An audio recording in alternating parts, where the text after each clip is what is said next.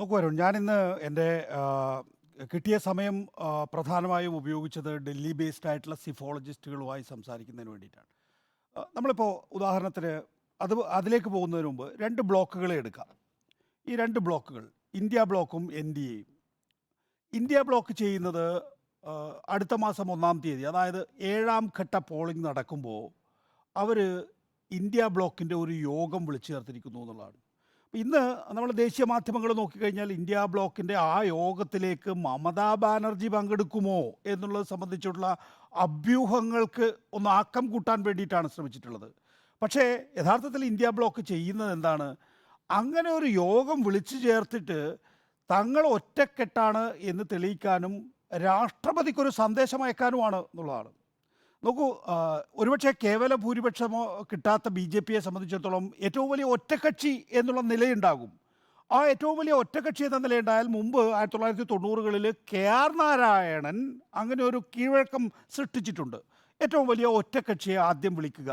അപ്പോൾ സ്വാഭാവികമായിട്ടും N D A plus എന്ന് പറയുന്ന ഒരു സാധ്യതയുണ്ട്. ഇപ്പോൾ YSR കോൺഗ്രസും ബിജു ജന ഇപ്പോൾ കാണുന്ന പൊറാട്ട് നാടകമൊന്നും ആ സമയത്ത് കാണേണ്ടതില്ല.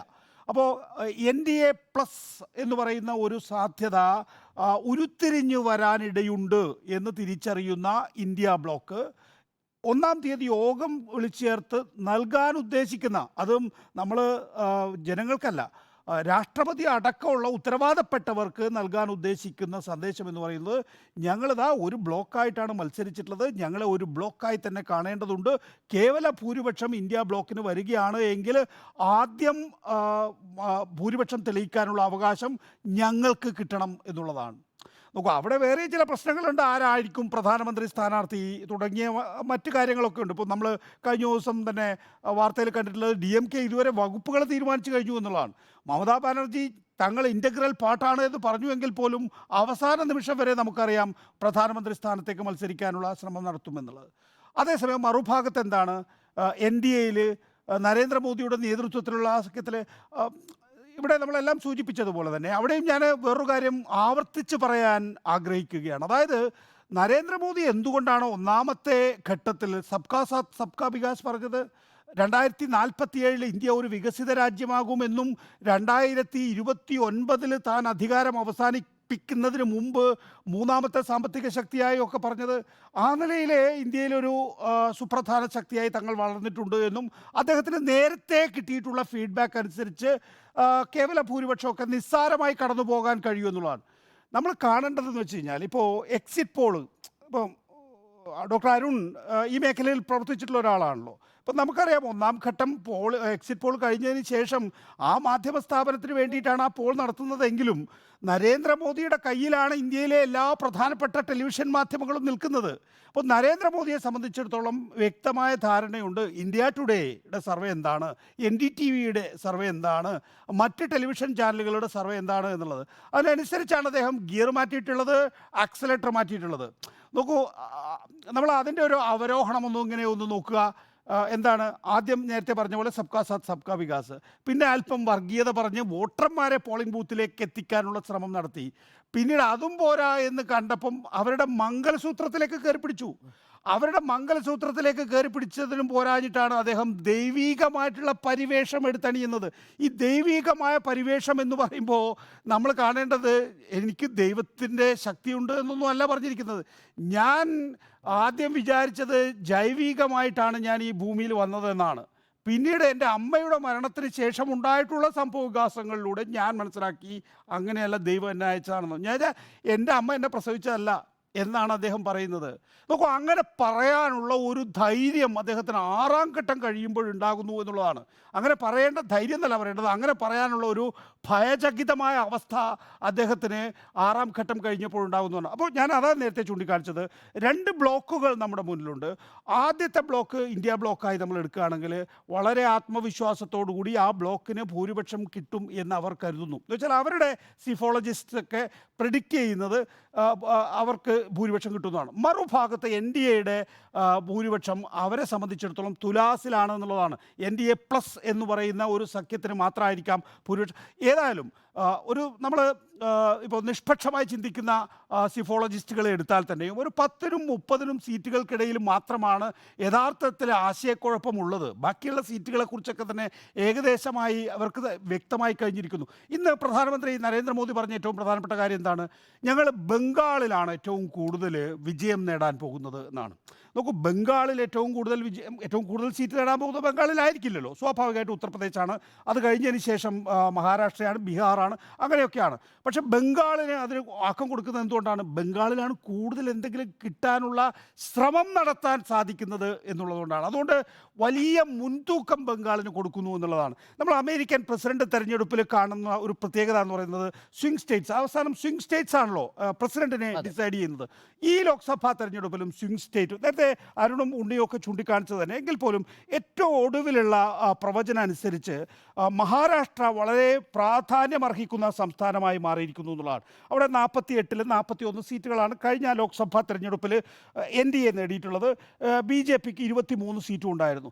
BJPക്ക് മാത്രമായി 7 മുതൽ 8 വരെ സീറ്റുകൾ നഷ്ടപ്പെടുമെന്നും പകുതിയിലധികം സീറ്റുകൾ ഇന്ത്യ ബ്ലോക്ക് നേടൂ എന്നുള്ളതാണ് ഏറ്റവും ഒടുവിൽ പ്രവചനമായി വരുന്നത്. എന്ന് വെച്ചാൽ ഈ സിഫോളജിസ്റ്റുകളുടെ കണക്കതാണ്. അത്രയധികം സീറ്റുകൾ നഷ്ടപ്പെട്ടാൽ, 48-ൽ പകുതിയിലധികം സീറ്റുകൾ നഷ്ടപ്പെട്ടാൽ പിന്നെ ഏതാണ്ട് 50ഓളം സീറ്റുകളാണ് ദേശീയ തലത്തിൽ നഷ്ടപ്പെടാൻ പോകുന്നത്. ഉത്തർപ്രദേശാണ് ഒരു ടെക്ടോണിക് ഷിഫ്റ്റിലേക്ക് കാര്യങ്ങൾ എത്തിക്കുന്നത് എന്നുള്ളത് നമ്മൾ നേരത്തെ വിലയിരുത്തി കഴിഞ്ഞിട്ടുള്ളതാണ്. ഏതാണ്ട് പ്രമുഖമായിട്ടുള്ള സമുദായങ്ങളെല്ലാം തന്നെ BJPയെ കൈവെടിയുന്ന സ്ഥിതിവിശേഷം യഥാർത്ഥത്തിൽ ഉത്തർപ്രദേശിലുണ്ട്. അവിടെയാണ് ഏറ്റവും കൂടുതൽ ഈ പണപ്പെരുപ്പത്തെക്കുറിച്ച്, തൊഴിലില്ലായ്മയെക്കുറിച്ച്, ആളുകളെ നേരിട്ട് ബാധിക്കുന്ന വിഷയങ്ങൾ തെരഞ്ഞെടുപ്പ് വിഷയമായി മാറിയിട്ടുള്ളത്. അവിടെയാണ് BJPക്ക് ഏറ്റവും വലിയ പിശകും പറ്റിയിട്ടുള്ളത്. രാമക്ഷേത്രം കണ്ടാൽ ജനങ്ങളെല്ലാം മറന്ന് BJPക്ക് വോട്ട് ചെയ്യും എന്നുള്ള ഒരു കണക്കൂട്ടലിൻ്റെ അടിസ്ഥാനത്തിലായിരുന്നു പ്രാണപ്രതിഷ്ഠ രാമക്ഷേത്രം പൂർത്തിയാക്കുന്നതിന് മുമ്പ് നടത്തിയിട്ടുള്ളത് എന്ന് നമ്മൾ മനസ്സിലാക്കിയിട്ടുള്ളതാണ്. പക്ഷേ അവിടെ BJPയെ സംബന്ധിച്ചിടത്തോളം പഴത്തൊലിയിൽ തട്ടി വീഴുന്നത് പോലെ വീഴുന്നു. ഒരു വലിയ ഷിഫ്റ്റ് വോട്ടർമാരിൽ ഉണ്ടായിരിക്കുന്നു എന്നുള്ളതാണ്. രണ്ടാമത്തേത് മഹാരാഷ്ട്രയിലും ഈ നിലയിലും എന്ന് വെച്ചാൽ സാധാരണഗതിയിൽ ഉണ്ടാകുന്ന, ഇപ്പോൾ മഹാരാഷ്ട്രയിൽ ഏറ്റവും പ്രധാനപ്പെട്ട പ്രശ്നം എന്താണ്? ഉണ്ണിയൊക്കെ എപ്പോഴും പറയുന്നൊരു വിഷയമാണ്. അതായത് മഹാരാഷ്ട്രയിൽ ഈ മോദി ഷായുടെ സ്ട്രാറ്റജി ഉണ്ടല്ലോ, ഈ രാഷ്ട്രീയ പാർട്ടികളെ പിളർത്തുക എന്നുള്ളത്. അപ്പോൾ ശിവസേനയെ പിളർത്തി, NCPയെ പിളർത്തി, അപ്പോൾ എല്ലാം പേപ്പറിൽ കൃത്യമാണ്. ഇവർ രണ്ടുപേരും അപ്പുറത്തുണ്ട്, മറ്റ് രണ്ടുപേരും ദുർബലരായിട്ടുള്ള, കാരണം താക്കറയുടെ മകനും ശരത് പവാർ എന്ന് പറയുന്ന വൃദ്ധനും.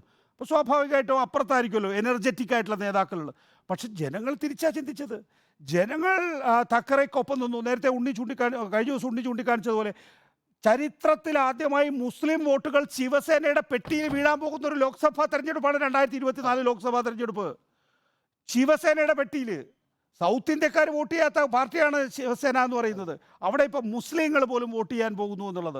ശരത് പവാറിൻ്റെ ബാരാമതിയിൽ അജിത് പവാർ വലിയ രീതിയിൽ സ്ട്രഗിൾ ചെയ്തിട്ടുണ്ടെങ്കിൽ പോലും അവിടെ ഈ അടക്കമുള്ള ശരത് പവാറിന് അനുകൂലമായിട്ടുള്ള സഹതാപ തരം കൊണ്ടാണെന്ന് വെച്ചാൽ ശരത് പവാറിൻ്റെ ഈ ഒരു പ്രായത്തിൽ അദ്ദേഹത്തെ പിന്നിൽ നിന്ന് കുത്തിയിരിക്കുന്നു. അദ്ദേഹത്തിൻ്റെ ഈ പഴയ രാജവംശത്തിലൊക്കെ കാണാറില്ല, മരുമക്കൾ പോയി രാജാധികാരം പിടിച്ചെടുക്കാൻ വേണ്ടിയിട്ട് നടത്തുന്ന അക്രമങ്ങൾ, ആ നിലയിലേക്ക് ആ സംസ്ഥാനം മാറിയിരിക്കുന്നു. ബീഹാറിൽ പറയേണ്ട കാര്യമില്ല. നേരത്തെ അരുൺ ചൂണ്ടിക്കാണിച്ചതുപോലെ പാൽത്തൂറാം എന്ന് വിളിക്കാൻ ഇത്രയും വൃദ്ധനായിട്ടുള്ളൊരു മനുഷ്യനെ, ഇത്രയും കാലം ബീഹാർ ഭരിച്ച ഒരു നേതാവിനെ വികസന നായകനായിട്ടാണ് നിതീഷ് കുമാറിന് അറിയപ്പെട്ടത്. പക്ഷേ അവസാനത്തെ ചാട്ടം ഉണ്ടല്ലോ, അത് പിഴച്ചുപോയി. ആ ചാട്ടം പിഴച്ചു പോവുകയും അതേസമയം തന്നെ ഈ തേജസ്വി യാദവ് എന്ന് പറയുന്ന ഉദിച്ച സൂര്യനെ പോലെ ഒരു നേതാവ്, എന്ന് വെച്ചാൽ തേജസ്വി എന്ന് പറയുന്നത് വെച്ചാൽ മോദിയെയും ഷായെയും നിതീഷിനെയും ഒക്കെ വെല്ലാൻ ഞാൻ ഒറ്റയ്ക്ക് മതിയെന്നാണ്. 100 കണക്കിന് പ്രചരണ യോഗങ്ങളാണ് ആ ചെറുപ്പക്കാരൻ അറ്റൻഡ് ചെയ്യുന്നത് ഓരോ ദിവസവും എന്നുള്ളതാണ്. അപ്പോൾ നോക്കൂ, ആളുകളെല്ലാം വളരെ പകയോടുകൂടിയാണ് ഇത്തരം കാര്യങ്ങളെ കാണുന്നത്. നിങ്ങൾ പിന്നിൽ നിന്ന് കുത്തുകയാണെങ്കിലുണ്ടല്ലോ, അത് നിതീഷിനാണെങ്കിലും, അത് അമിത്ഷായുടെ കാര്യത്തിനകത്ത് ഇപ്പോൾ പവാറിൻ്റെ കാര്യത്തിനായാലും അതുപോലെ തന്നെ ഉദ്ധവ് ഠാക്കറയുടെ കാര്യത്തിൽ ഈ പിന്നിൽ നിന്ന് കുത്തൊന്നും ജനങ്ങൾ അങ്ങനെ എടുക്കില്ല. രാഷ്ട്രീയത്തിൽ ഒന്നും രണ്ടല്ല. അത് വളരെ വ്യക്തമായി നേരത്തെ തന്നെ ബോധ്യപ്പെട്ടിട്ടുള്ളതാണ്. ഈ ലോക്സഭാ തെരഞ്ഞെടുപ്പിൽ അത് വളരെ കൃത്യമായി ഒരിക്കൽ കൂടി പൊതുജനം ബോധ്യപ്പെടുത്തുമെന്നുള്ളതാണ്. ഞാൻ മനസ്സിലാക്കുന്നത് BJPയെ സംബന്ധിച്ചിടത്തോളം ഒരേ ഒരു സാധ്യതയുള്ളത് NDA പ്ലസ് എന്ന് പറയുന്ന ഒരു തെരഞ്ഞെടുപ്പിന് ശേഷമുള്ള സഖ്യത്തിൽ അധികാരത്തിൽ തുടരാൻ കഴിയുമോ എന്ന് പരിശോധിക്കുക എന്നുള്ളതാണ്. അത് ബ്ലോക്ക് ചെയ്യുന്നതിന് വേണ്ടിയിട്ടാണ് ഇന്ത്യ സഖ്യം ഇപ്പോൾ ഒന്നാം തീയതി യോഗം വിളിച്ചു ചേർത്തിരിക്കുന്നത് വളരെ കൃത്യമായ സന്ദേശം ഇന്ത്യ ബ്ലോക്ക് നൽകും എന്നാണ് ഞാൻ വിശ്വസിക്കുന്നത്. അങ്ങനെ നൽകിയാൽ തന്നെയും സ്വാഭാവികമായിട്ടും മുർമു എന്ന് പറയുന്നത് NDAയുടെ പ്രസിഡന്റ് സ്ഥാനാർത്ഥിയാണ്. അവരെ സംബന്ധിച്ചിടത്തോളം സ്വാഭാവികമായും അവരെ ജയിപ്പിച്ച മുന്നണിയുടെയും പാർട്ടിയുടെയും താല്പര്യപ്രകാരം മാത്രമേ അവർ പ്രവർത്തിക്കുകയുള്ളൂ. പക്ഷേ നോക്കൂ, ഈ ഒരു ക്യാൻസറസ് ആയിട്ടുള്ള BJPയുടെ വളർച്ചയുണ്ടല്ലോ, അതായത് അമിത വളർച്ച, സാധാരണ കോശങ്ങൾക്ക് സാധാരണ രാഷ്ട്രീയ പ്രക്രിയയ്ക്ക് വളരാൻ കഴിയുന്നതിൻ്റെ അപ്പുറത്തേക്കുള്ള ഒരു ക്യാൻസറസ് ആയിട്ടുള്ള വളർച്ച, ആ വളർച്ചയിലൂടെ ഉണ്ടായിട്ടുള്ള രാഷ്ട്രീയത്തെ ജനം മടുത്തിരിക്കുന്നു. ഒരു കോളീഷൻ സർക്കാരിലേക്ക് ഇന്ത്യ വീണ്ടും പോകാൻ പോവുകയാണ്.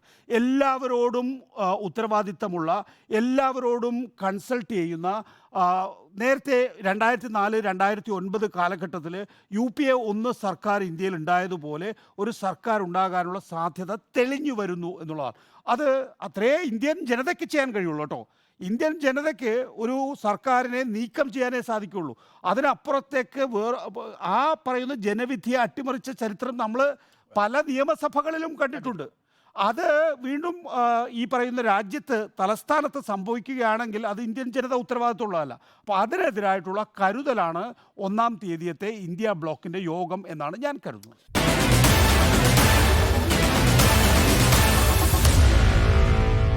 Meet the editors.